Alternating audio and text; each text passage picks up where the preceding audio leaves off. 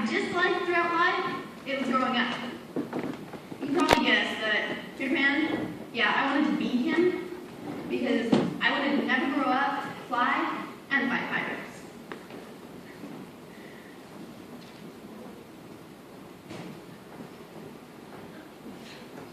Growing up, there was one thing I didn't like. Being told what I could and couldn't do. Worst thing was, I had an older sister who could do all the things I couldn't. And I always wanted to be just like her and do everything she did. Our church always had a Father's Day camping trip. I remember throwing a huge fit because she got to go camping with Dad and I couldn't. I also have these two younger brothers, and they always had to beat me. Cale learned how to ride a bike before me. I remember throwing a huge fit because he said that I couldn't do it because I was a girl. I was furious. But 2 days later, I was riding faster than him. I did not being able to ride a roller coaster because I wasn't tall enough. Not being able to watch CSI because I wasn't old enough. Couldn't stay up late, couldn't go where I wanted. Seems like the only time I got to do what I wanted, when I wanted, was at Grandma's or Nana's house. When you were a little kid, didn't it seem like you were the king of the castle at your grandparents' house? Well, at my grandparents' house, I was never wrong. Okay, sometimes I was wrong, but it was at their houses that I learned some of the most important life lessons.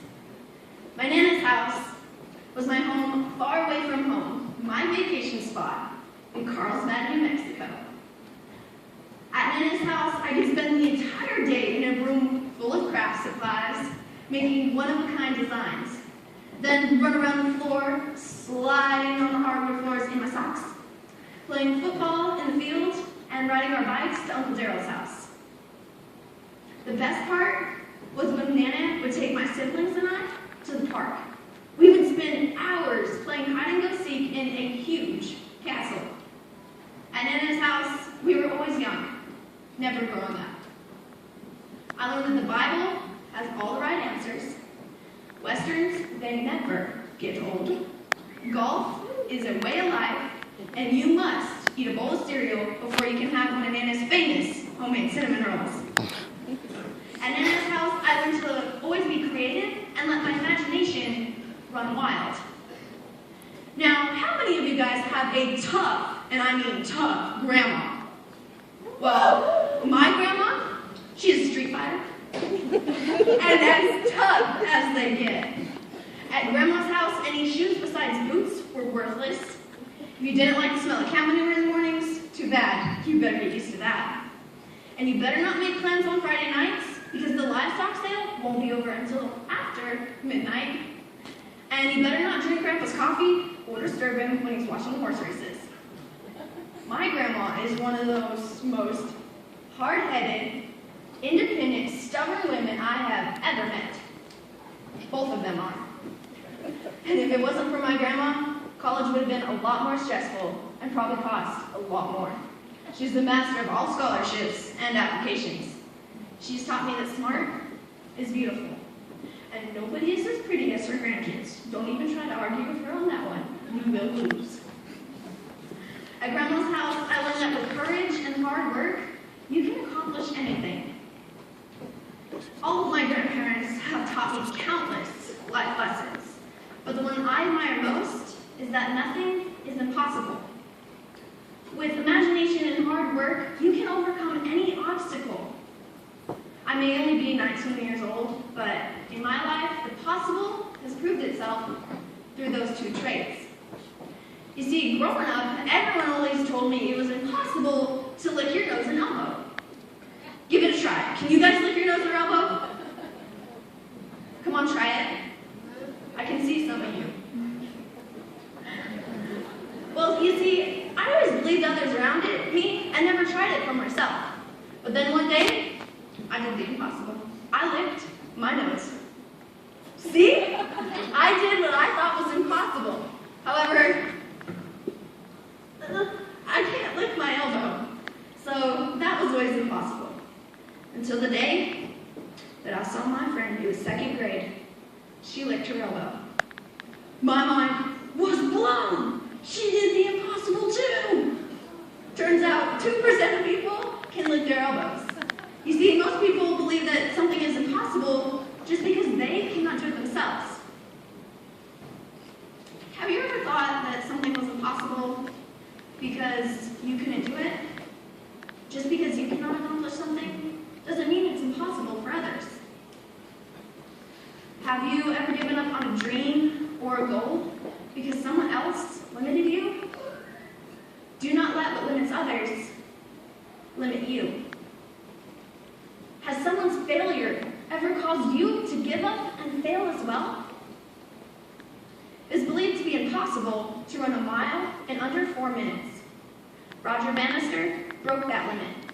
And within a month, it was broken again. And within a year, 12 more people ran a mile in under 4 minutes. Now, over 900 people have ran a mile in under 4 minutes. Limits can be broken. It just takes a little faith, some positivity, courage, and willpower. Step out of your comfort zone. Dare go where no one has gone before. Do the impossible. A young girl born with the challenge of having no arms and no legs has a dream to show in her county fair. Impossible. How is she going to show an animal from a wheelchair? How is she going to lead that animal around the arena? Never underestimate the impossible. This girl proved the impossible wrong. An elderly man who can no longer climb into his tractor is facing selling his farm. Farming has been his life, and he is not yet ready to retire. Never underestimate the impossible.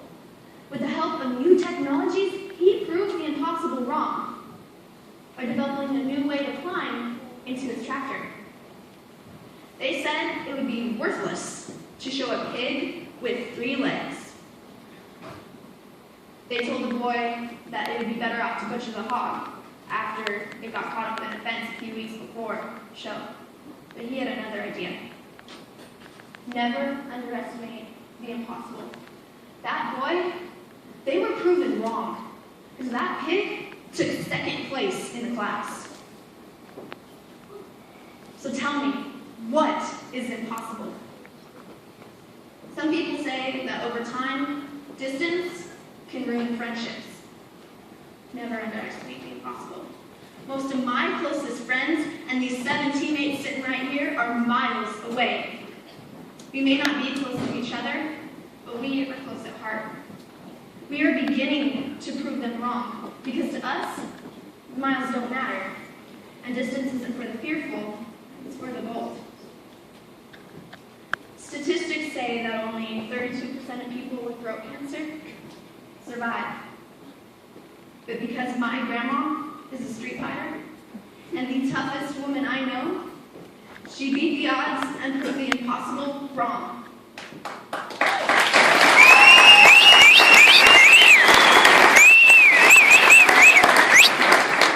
Doctors told my grandma this year that she only had a 43% chance to live. Never underestimate the impossible. Has someone ever told you that something was impossible? Maybe they didn't believe in you, and maybe you lost hope. Well, I was told that I didn't have the leadership skills required to become a state officer. Someone told me I can't. Someone told me it would be impossible. Never underestimate the impossible. With courage and hard work, the imagination and hard work, the skills I learned from my grandparents, I proved the impossible wrong. If I would not have dared the impossible, and if I would have listened to those around me, I would not be standing here today.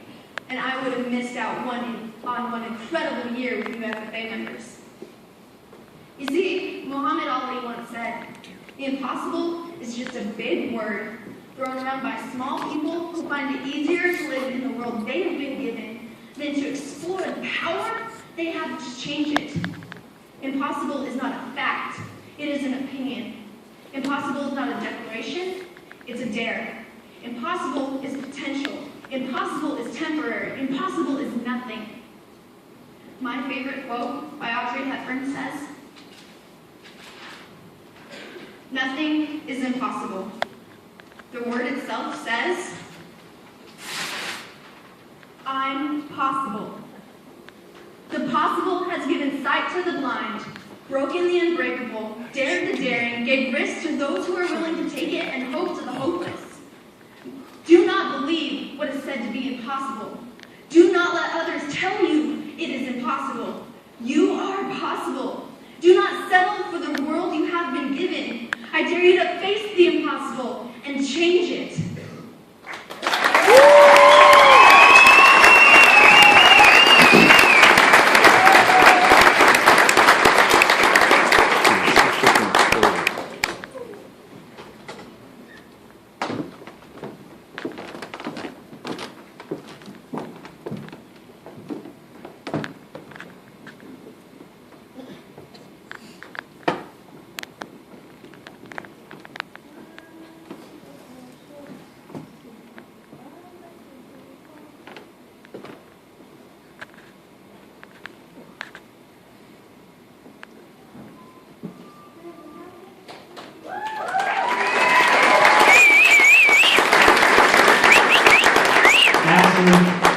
Every time we walk into a room, we always are lit up by your bright smile.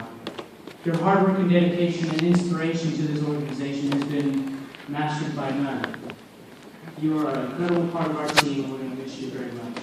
Ladies and gentlemen, your 2012-2013 State of the Bay Secretary, Ashley Miller.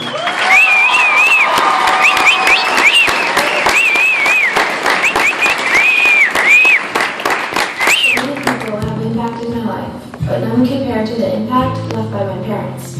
Mom and Stan, you have stood by me through every triumph and test of faith. You have been there to lend a hand and put me back on my feet. You have supported me in all that I do. Mom, I will always be your sunshine. I love you both. Dad, throughout life you have been my best friend, superhero, and role model. You have pushed me to be a better person, supported me when I failed, and gave me hope on the rainiest of days. I will always be your Blondie, Brat, and Cinderella. With all my heart, I love you, Dad. FFA members, I would like to introduce my parents, Stan and Kathy Beck, and Don Miller.